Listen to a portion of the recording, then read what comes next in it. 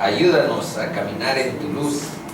Guíanos porque pretendemos enseñar tu palabra, aprender de ella, edificar nuestras vidas, y no lo podemos hacer sin la guía de tu Espíritu. Te pedimos que descienda en este lugar su guía, su luz, su sabiduría, que edifique nuestras vidas, que transforme lo que tenga que transformarse para buscar el camino de Jesús. Te lo pedimos en su nombre. Amén. Bueno, chicos, rápido.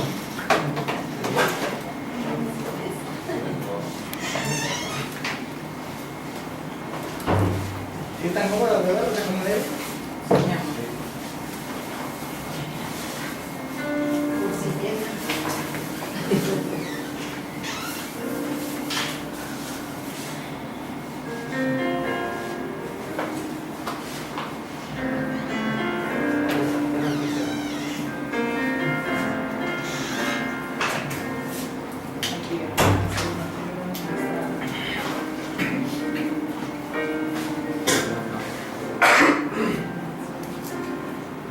Dios, el más grande y digno de alabar,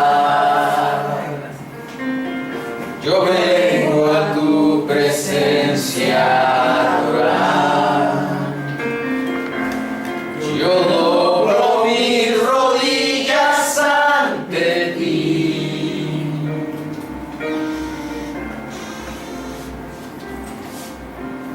Dios, el más grande y digno de alabar, me ayuda el enemigo a derrotar. El gozo de mi vida eres tú.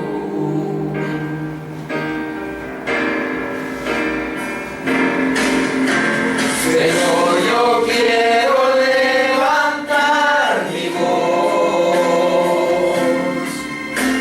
Quiero agradecerte por tu obra en mi vida. Señor, confío en tu grande amor. Solo tú eres Dios eterno, solo tú transformas mi ser.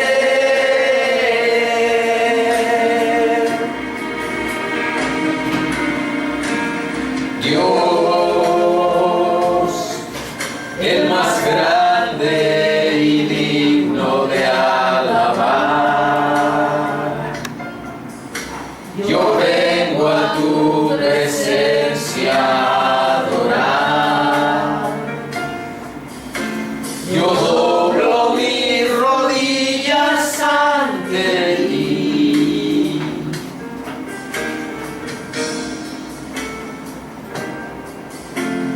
Dios, el más grande y digno de alabar, me ayuda el enemigo a derrotar. El gozo de mi vida eres tú.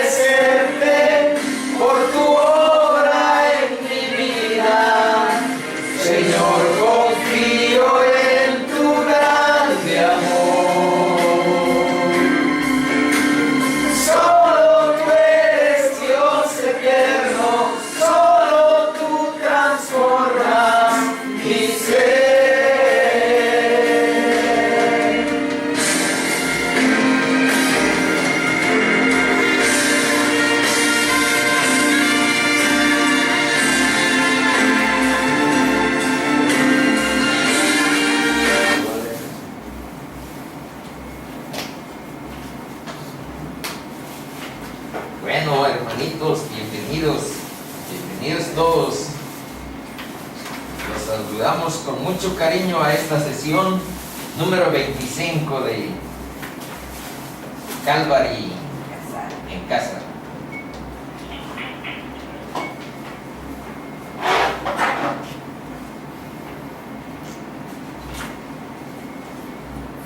Este día, hermanos, pretendemos analizar completo el capítulo 11 de Hechos.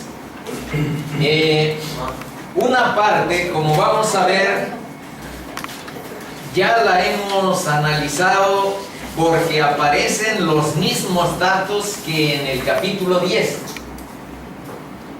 Pero van a ver que ahora le están pidiendo que rinda cuentas Pedro frente a los que son cristianos, pero que son judíos a la vez. Y todos los que tienen ese antecedente, ese trasfondo cultural, pues de manera natural quieren ver como que los cristianos tengan que pasar por las mismas de ellos. Circuncidarse, ofrecer un sacrificio, y el otro por ahí va a aparecer. Son 3 requisitos que los judíos esperaban que todos los cristianos también cumplieran. Bueno, vamos entonces a iniciar estos primero 17 versos, 18, y van a ver que se trata exactamente de lo mismo. Ya les había mencionado que Lucas, siendo un gentil exactamente nativo de Antioquía, donde hoy nos vamos a situar, Antioquía era una gran ciudad en el tiempo de Jesucristo, que se consideraba que tenía 500,000 de habitantes. Era una metrópoli solo más pequeña que Roma, que se consideraba que había 1,000,000 de ciudadanos libres y 1,000,000 de esclavos en el tiempo de Cristo. Entonces más o menos había 2,000,000 de habitantes en Roma. La segunda gran ciudad de esa época era Alejandría, en Egipto. Ahorita vamos a ver por ahí en un mapa que ustedes también tienen a dónde está Alejandría. Y la tercera gran metrópoli de esa época era Antioquía. Antioquía fue fundada por un sujeto que heredó, digamos que el poder de Alejandro Magno en un sector, porque Alejandro Magno murió muy joven y 4 generales se dividieron el imperio. Y uno de esos 4 era Seleuco I. Y ese Seleuco I le puso el nombre de su padre a Antioquía, porque su padre se llamaba Antíoco, y le puso el nombre de su padre Antioquía. Bueno, vamos a leer estos versos del capítulo 11. Oyeron los apóstoles y los hermanos que estaban en Judea que también los gentiles habían recibido la palabra de Dios. Y cuando Pedro subió a Jerusalén, vean lo que pasó con los hermanos de Judea. Disputaban con él los que eran de la circuncisión. ¿Y qué le decían? Diciendo: ¿por qué has entrado en casa de hombres incircuncisos y has comido con ellos? Además, no nada más has andado, sino que comiste con ellos.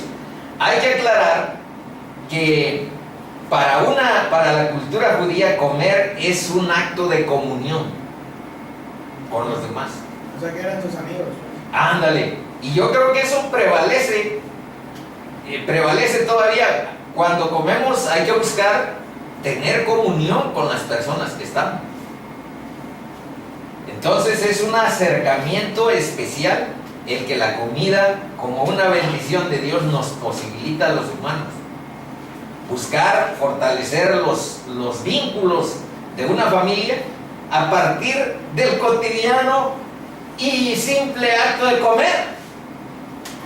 Bueno, y ahí eso le reprochaban los de la circuncisión a Pedro. Oye, aparte de que entraste con incircuncisos, has comido con ellos. 4.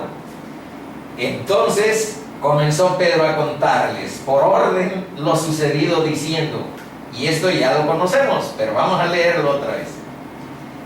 Estaba yo en la ciudad de Jope orando, y vi en éxtasis una visión.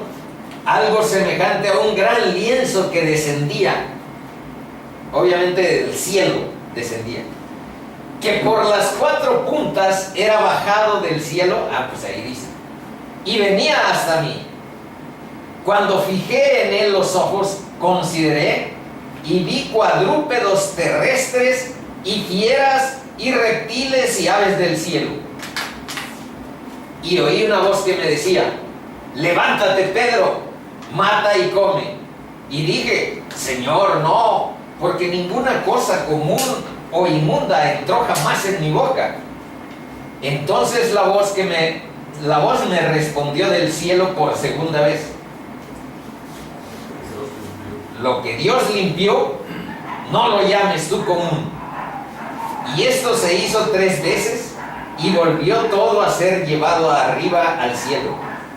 Y he aquí, luego llegaron 3 hombres a la casa donde yo estaba, enviados a mí desde Cesarea. Y el Espíritu me dijo que fuese con ellos sin dudar.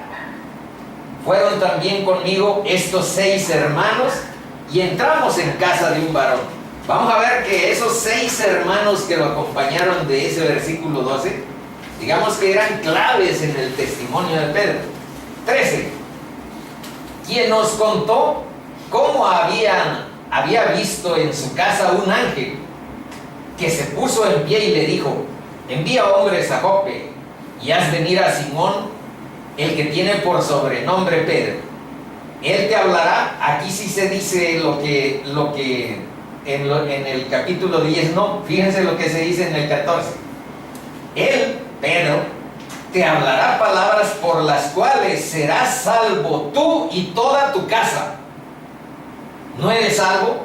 Necesitas oír el evangelio, pero Pedro es el encargado de abrir las llaves del reino. Tiene las llaves del reino para que tú seas salvo y todos los de tu casa, creyendo en la obra de Cristo, teniendo fe en lo que hizo por ti, en la redención de tus pecados y en la limpieza de tu espíritu. Bueno, y dice 15: y cuando comencé a hablar, fíjense que hubo hasta una interrupción. Aquí nos queda claro que cuando Pedro estaba predicando el evangelio, que les estaba diciendo: y Dios hizo esto, y Jesucristo hizo esto, y murió por nosotros, y lo crucificaron por nuestros pecados, Él vino como un siervo, estaba contando eso, y lo interrumpió el Espíritu Santo. Aquí se aclara más, vean si no. Dice: y cuando comencé a hablar, cayó el Espíritu Santo sobre ellos, también como sobre nosotros al principio. Y quién sabe si recuerden que en el capítulo 2 nosotros vimos en la fiesta de Pentecostés cómo cuando Pedro estaba predicando cayó el Espíritu Santo, pero hubo hasta un ruido ensordecedor arriba. Hubo un ruido porque el Espíritu Santo había descendido a la tierra. Y ese es el signo de los cristianos: que nos habite el Espíritu Santo, que nos guíe y que nos revele, que nos dé entendimiento sobre la palabra. Ese es el distintivo. No hay otro distintivo más importante que ese. Más adelante lo vamos a ver con mayor claridad. Bueno, 17. Si Dios pues les concedió también el mismo don que a nosotros que hemos creído en el Señor Jesucristo. Esta pregunta es clave. Fíjense que Pedro no hace ninguna defensa personal de las acusaciones. Simplemente se pone a referir, a narrar los hechos. Y ahí vean, y ahora viene la pregunta, dice: si Dios pues les concedió también el mismo don que a nosotros que hemos creído en el Señor Jesucristo, pregunta: ¿quién era yo que pudiese estorbar a Dios? Y ahora vean la respuesta de los judíos en el versículo 18. Ya les explicó Pedro, ya analizamos esa parte, ya ahorita nada más la estamos leyendo y vamos a hacer comentarios muy generales porque ya lo hemos revisado, esto que estamos leyendo. Pero ahora vean la respuesta de los judíos. 18. Entonces,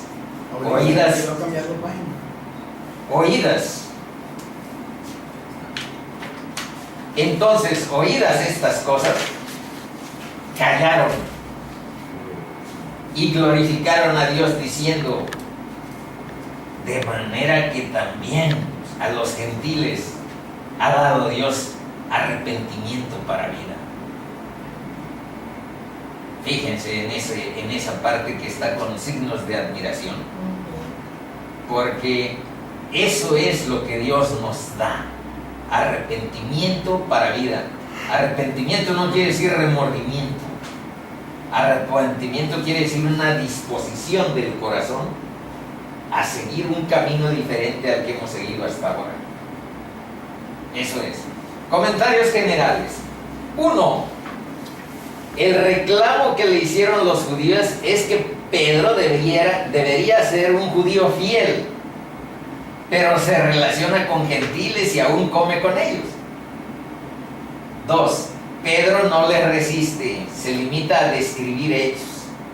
Y vean, puntos clave. Si un ángel entra a la casa de Cornelio y le dice, ve a Jope, manda a Jope a gente para que venga Pedro, y él te va a decir las cosas por las que vas a ser salvo, tú y toda tu familia. Si un ángel entró, bueno, ¿por qué yo no? Un ángel está más puro que cualquier judío. Eso también tiene esa relación. Dice, si Dios me da una visión para no hacer acepción de personas, pues ¿quién soy yo para estorbar los planes de Dios? 3. El testimonio de 6 judíos. Deben de saber que 7 testimonios es como lo máximo en las consideraciones de los judíos. Entonces estaba Pedro y 6 personas testimoniando lo que este discurso que acabamos de leer contiene. El testimonio de 6 judíos que le acompañaron fue algo que no se prestaba a contienda, o sea, no hay discusión. De plano, alabado sea Dios, glorifiquemos a nuestro Dios que quiso alcanzar a los gentiles y les ha dado arrepentimiento para vida. Y aquí vienen los 3 requisitos que les mencionaba. ¿Qué esperaban los judíos? Y se los puse, hermanitos, porque aún en el capítulo 15 y en capítulos posteriores van a ver que hay judíos que dicen no alcanza con que tengas fe en Cristo, tienes que circuncidarte. No te alcanza con la fe en Cristo, tienes que hacer un bautismo a la manera de los judíos, o bien ofrecer un sacrificio. Estos 3 eran los requisitos de conversión al judaísmo. Circuncidarse, nada más que circuncidarse frente a los griegos, chocaba fuertemente. Porque acuérdense que los griegos fueron los inventores de las olimpiadas y siempre estuvieron cultivando su cuerpo, y decían que una persona que no tenía entendimiento filosófico, que no participaba en los asuntos de interés común, eran idiotez. Así era el término griego, que significa algo así como marginales, no tanto así como la palabra que ustedes están imaginando. Entonces los griegos se pusieron la filosofía, el culto al físico y la democracia como participación social para construir un gobierno de representación colectiva. Esos 3 inventos nos vienen de Grecia. Ahora imagínense a los griegos que cuidaban su cuerpo como algo especial, ¿cómo les caía ese mensaje? Si quieres entrarle a la lectura de la Biblia, a que Dios te bendiga, a conocer a Dios, tienes que circuncidarte. ¡Wow!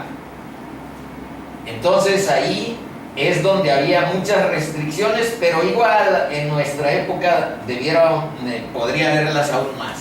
Bueno, continuamos. Si se dan cuenta, hermanitos, la clave de la conversión es que el Espíritu de Dios descienda sobre nosotros y se quede a morar en nuestro corazón. Esa venida es la que lo cambia de naturaleza. Por eso oramos, porque Dios cambie los corazones de quienes todavía mantienen su carnalidad y nos dé un corazón acorde a Dios. Y ese cambio transforma nuestro estilo de vida y todo nuestro ser. Ya lo hemos visto con anterioridad, nada más lo repito de manera muy rápida, estos versos, ese punto. Cuando íbamos en Hechos 2:38 dice, Pedro les dijo, arrepentíos y bautícense cada uno de vosotros en el nombre de Jesucristo para perdón de los pecados y recibiréis el don del Espíritu Santo. Ahí está la clave de todo el proceso de nuestra conversión. Luego en Hechos 3:19 vimos otra vez a Pedro, dice, así que arrepentíos y convertíos para que sean borrados vuestros pecados, para que vengan de la presencia del Señor tiempos de refrigerio. Esa presencia, esos tiempos son la presencia del Espíritu de Dios en nuestra vida. Romanos 8:9 dice, mas vosotros no vivís según la carne, sino según el Espíritu, si es que el Espíritu de Dios mora en vosotros. Y si alguno no tiene el Espíritu de Cristo, no es de él. Eso es lo que nos pone en la línea. Luego, Romanos 8:14 dice, porque todos los que son guiados por el Espíritu de Dios, estos son hijos de Dios. El Espíritu mismo, y este es el testimonio interno del Espíritu Santo que nos dice, tú eres hijo, tú perteneces a otro país, a otro mundo, a otro reino, tú perteneces a otro reino. Ese es el testimonio interno del Espíritu Santo en nuestra vida. Dice, el Espíritu mismo da testimonio a nuestro espíritu de que somos hijos de Dios. Y si hijos, también herederos. Herederos de Dios y coherederos con Cristo. Si es que padecemos juntamente con Él, para que juntamente con Él seamos glorificados. Más adelante, de una vez vamos viendo esto. Concéntrense en esta parte. Más adelante vamos a ver que en Antioquía es a donde a los cristianos les llamaron por primera vez con ese título, con ese mote de cristianos. Antes les llamaban del nombre, el camino, etc. Hermanos, pero en Antioquía por primera vez se les llama cristianos. ¿Qué significa cristiano? Que tenemos una identificación con nuestro reino, que tenemos un punto de identidad común en el seguimiento de Cristo. Y oigan bien esta parte, porque suena dura, es la verdad, pero que además búsquenle su significado bíblico. ¿Qué significa identidad? Significa que morimos juntamente con Él y juntamente con Él resucitamos a nueva vida. Esa es la identidad de un cristiano. Morir a nuestro viejo hombre, morir a todo lo que tenga que ver con egoísmo, con egolatría, con orgullo, con soberbia. Hay una muerte de algo, de tu viejo hombre. Tiene que morir. No es que mejore, no es que a la mitad haya un pequeño cambio. Eso de los pequeños cambios, ahí están las escuelas. Eso de los cambios de otro tipo, ahí están otras instituciones, el Club de Bonales. Ahí puedes aprender a cambiar determinada situación. Pero la transformación de Cristo es que muere una parte, muere tu viejo hombre. Y hay una resurrección a nueva vida. Esa es la parte más dura de entender, pero no es tan dura en la realidad. hay que asumirla con resolución y hay que disponer nuestro corazón a que ese proceso suceda, porque es el proceso que Dios determinó en el Evangelio. No es una ocurrencia de un hombre. Entonces, disposición de nuestro corazón para eso, para que una parte de lo viejo y de lo que ya no tiene cabida en la vida eterna, estorba para tu relación con Cristo, quede en el olvido, en el desecho, en la sepultura. Eso quiere decir que ser cristiano.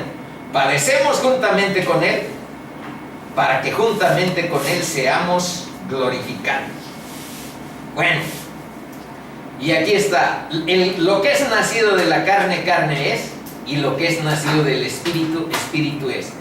Esta nueva vida, esta muerte, resurrección, que se oye feo, pero que representa el proceso real que transcurre cuando Dios transforma tu vida, esa es el nuevo nacimiento que aquí se hace mención en Juan 3, a donde Jesús le dice a Nicodemo, gran religioso, gran líder del Sanedrín: es necesario que nazcas de nuevo, si no, no conocerás el reino de Dios.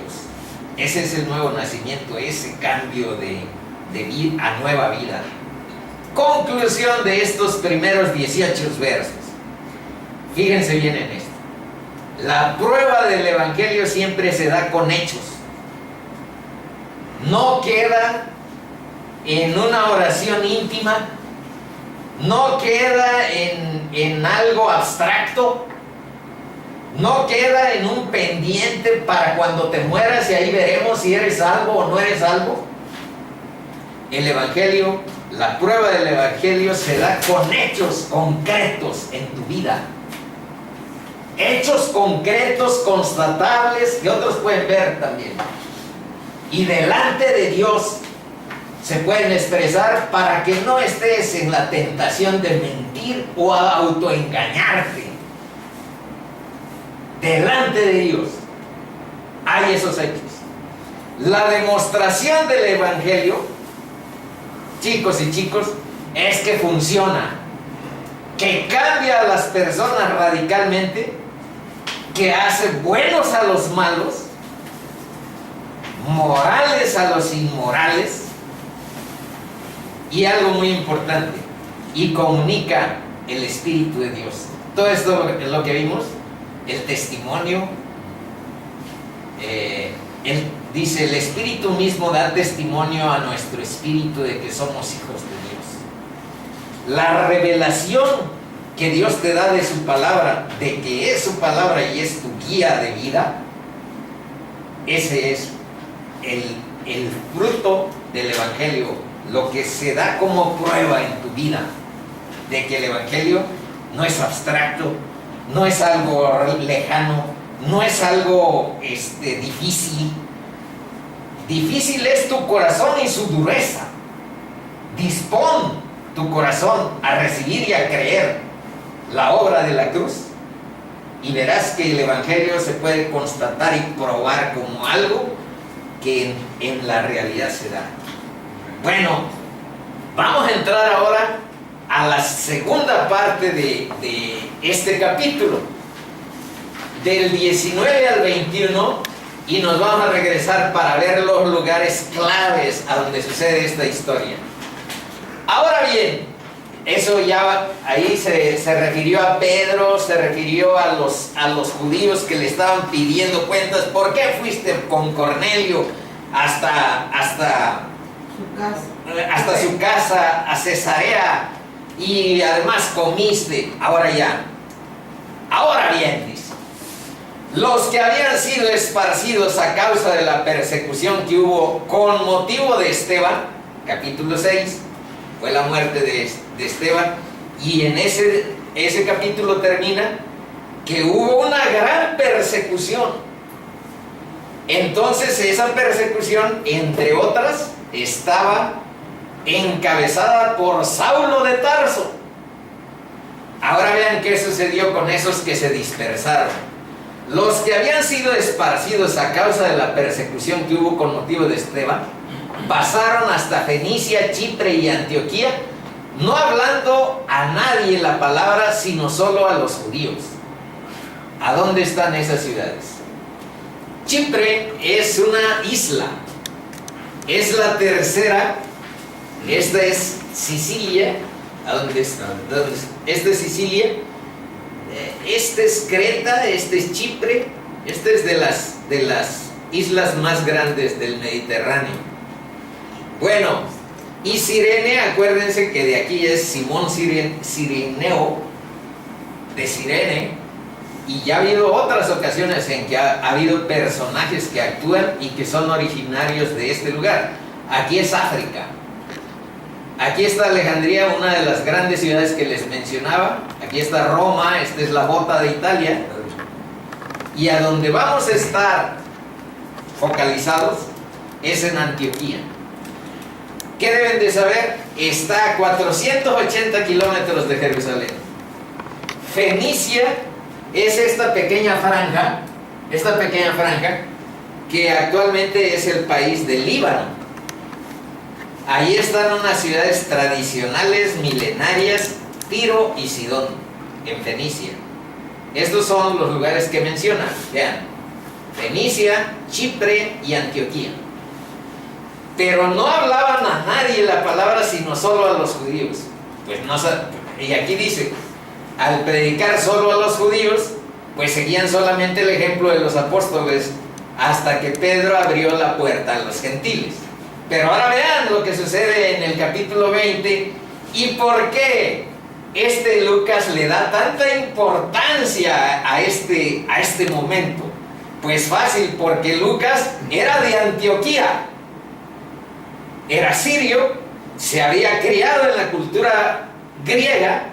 Por eso en la película de Pablo, el apóstol de Jesús, le dicen griego, le dicen a Lucas, ciertamente. Y el tercer dato es que era médico de profesión, era sirio, nativo de Antioquía, de la cultura griega, se había criado en la cultura griega y era médico de profesión. Ahora vean qué sucede en el 20. Pero había entre ellos unos varones. Fíjense que ni siquiera están registrados los nombres de estos varones, que hablaron, dice, pero había entre ellos unos varones de Chipre y de Cirene, los cuales, cuando entraron en Antioquía, no solo les hablaron a los judíos, hablaron también a los griegos, anunciando el evangelio del Señor Jesús, y se abrió la puerta a los gentiles. Ya el antecedente que ha ido viniéndose como en escalón es que hubo un eunuco que venía por allá de Etiopía. Luego es que viene Cornelio, que ya se metieron con los samaritanos, y cuando se dieron cuenta que los samaritanos también estaban recibiendo la palabra de Dios, mandaron a Pedro y a Juan, vayan a ver, esos, pues para nosotros, ustedes saben que son gente fuchi, vayan a ver si los samaritanos en realidad están en este proceso. Y resulta que todo está acomodándose para este momento, para lanzar a la misión universal, la salvación de Cristo, romper esos límites, esas barreras que los judíos habían establecido. Entonces hablaron estos chicos. Un comentario que leí me pareció muy tierno. Dice que si bien estos chicos pasaron en el anonimato, porque sabemos de Bernabé, sabemos de Pablo, sabemos de Pedro, pero estos no fueron ninguno. Fueron unos varones de Chipre y de Cirene, los cuales se atrevieron por inspiración del Espíritu de Dios, según mi interpretación, a hablar el Evangelio a los griegos, a gente que no tenía que ver con los judíos. Entonces, el comentario que yo leí y que me pareció tierno es: está bien, muchos tenemos que hacer obra a favor de proclamar el Evangelio de Jesús y que nadie nos conozca por nuestro nombre, pero que nuestro nombre esté en el libro de la vida eterna. Sí, amén. No necesitamos más. Y así estos chicos, no sabemos sus nombres, unos varones de Chipre y de Sirene. Y la mano del Señor, vean esto. Entonces, fueron unos varones anónimos los que empezaron a proclamar el Evangelio de Jesús con los griegos en Antioquía. Pero ahí se notaba que no era nada más de su ronco pecho o por sus ocurrencias que estaba sucediendo este proceso, porque era una inspiración del Espíritu Santo, porque ya todo se estaba acomodando en esa dirección. Y ahora vean lo que dice Lucas en este momento. Y la mano del Señor estaba con ellos, y gran número creyó y se convirtió al Señor. Primero vamos a ver esto de la mano, y después una buena parte vamos a ver qué significa esto de creyó y se convirtió. Una parte ya la iniciamos la vez anterior, en la sesión anterior, la 24, y otra pues puse un esquema más antiguo todavía, pero vamos viéndolo rápido. Dice: cuando el Evangelio vino a Cornelio y él se convirtió en un seguidor de Cristo, pues llegó a un hombre que ya era un temeroso de Dios, tenía respeto por el Dios de Israel y vivía una vida moral. Pero chicas y chicos, cuando vino a Antioquía, vino a una ciudad completamente pagana, llena de inmoralidad y prostitución ritual. ¿Saben una cosa que yo investigué? Dice, esto obviamente no es bíblico, pero oigan lo que es lógico, que si habláramos de Roma, ¿cuál es su distintivo típico? Diríamos que es el poder político, porque ahí es el asiento del imperio romano, ahí vive el César y ahí hay todo lo que tiene que ver con el Senado, con el orden, con la ley, con la corrupción. Ándale, pero también la corrupción. Las orgías. Eso típico de Roma.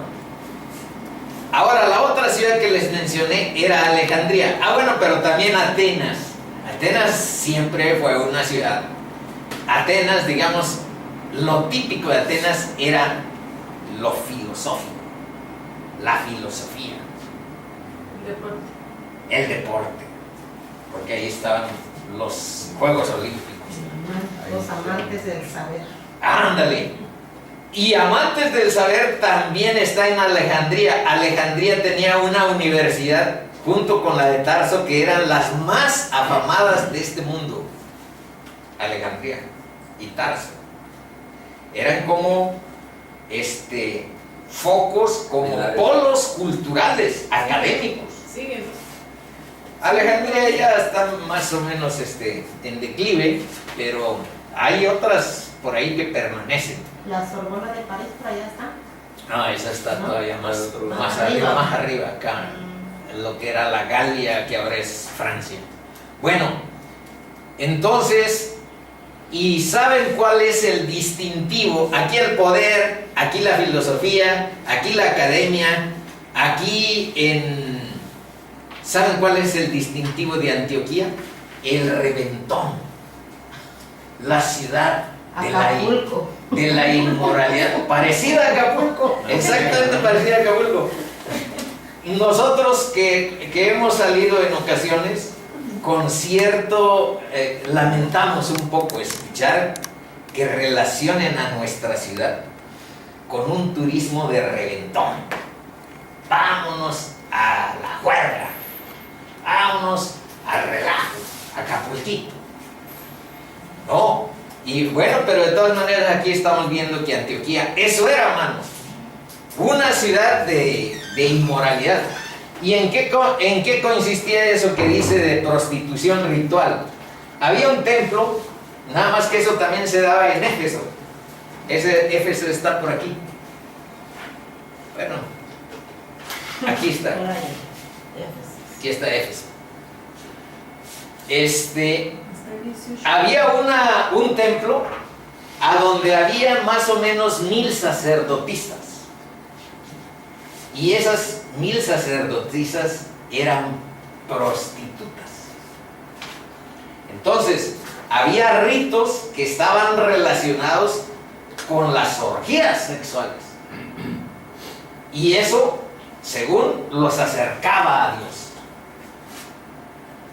a su Dios, a su ídolo. Bueno, entonces, estamos hablando de un lugar un poco complicadón, ese de Antioquía. Pero ahí es donde se constituyó la primera iglesia gentil y la segunda capital del cristianismo, porque la primera obviamente es Jerusalén. Pero ¿en qué consiste ese de la capital? De que ahorita vamos a ver que Bernabé vino de Jerusalén, pero Bernabé, cuando vio que estaba expandiendo y era una ciudad tan grande, fue por Pablo. Y Pablo y Bernabé constituyeron una especie como de academia, como de escuela. Y de ahí de Antioquía salieron misiones para otras partes del mundo y se formaron grandes hombres en lo que tiene que ver con las verdades fundamentales del cristianismo. Bueno, entonces estamos hablando de un hito. Ahora vamos a ver la mano del Señor. Dice, y la mano del Señor estaba con ellos. Dice aquí, sin la mano del Señor puedes convertir tú a otros a un club social o a tu partido político. Hermanita, tienes que votar por Morena o por Taja o por algún partido, por el PAN, te tienes que hacer panista. Uno puede sin la mano de Dios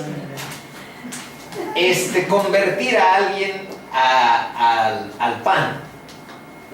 También puedes convertir a otros a una iglesia, llevarlos a una iglesia, cantar bien padre, disfrutar de la presencia de muchos hermanos. Eso lo puedes hacer. Pero, vean este pero, solo la mano del Señor, esa es la que estamos viendo, te convierte en cristiano. Porque te tiene que dar su espíritu. Esa es la mano de Dios. Ahora veamos rápido, hermanitos, vamos a ver muy rápido. Creyó y se convirtió gran número al Señor. Bueno, les recuerdo esto. Esto lo vimos en la anterior. Y aquí vamos a ver un ejemplo. ¿Qué significa creer? La verdad es lo que Dios dice que algo es, y todo lo demás es mentira. El hombre es lo que Dios dice que el hombre es. El pecado es lo que Dios dice que el pecado es. Porque a nosotros siempre nos parece light nuestros errores. Porque nuestro ego dice, no, pues no hemos pecado tanto. Nada más he tenido estos pequeños errores, estos y estos. Pero lee la Biblia y verás que el pecado no es lo que tú piensas. El pecado es lo que Dios dice que es. Y la salvación, ¿qué cosa es la salvación? Lo que Dios dice que es. Y el infierno y el cielo es lo que Dios dice que es. Eso lo vimos la vez anterior. Ahora veamos algo aplicado. Vean esto, El mundo. Y Tomás, un discípulo de Cristo. Ese discípulo que dijo que resucitó, yo no les creo. Yo no les creo si no veo al Señor y con mi mano toco sus llagas, no creeré. Entonces no nada más el mundo. Nuestra naturaleza también apunta en esa dirección y Tomás es un ejemplo. El mundo y Tomás dicen ver para creer. Primero vemos y luego creemos. Pero Cristo, ¿sabes lo que dice? Al revés. Cree y todo te es posible. Cree y todo es posible. Pero aquí dice más claro. Si crees, verás la gloria de Dios. Si crees. Entonces es al revés. Hay que creer primero y creerle a Dios. Vamos a ver este ejemplo. María, cuando llegó a donde estaba Jesús, al verle se postró a sus pies, diciéndole: Señor, si hubieses estado aquí, no habría muerto mi hermano. Jesús entonces, al verla llorando, y a los judíos que la acompañaban también llorando, se estremeció en espíritu y se conmovió y dijo: ¿Dónde le pusisteis? Están hablando de Lázaro, ya adivinaron. Sí. Y las hermanas, dice: ¿Dónde le pusisteis? Le dijeron: Señor, ven y ve. Y vean lo que dice ahí, es estremecedor. Jesús lloró. El creador del universo, el creador de la vida, el autor de la vida, lloró. Lloró. Dijeron entonces los judíos: mirad cómo le amaba. Y algunos de ellos dijeron: ¿no podía que abrió los ojos al ciego haber hecho también que Lázaro no muriera? Jesús, profundamente conmovido, otra vez vino al sepulcro. Era una cueva y tenía una piedra puesta encima. Dijo Jesús: quitad la piedra.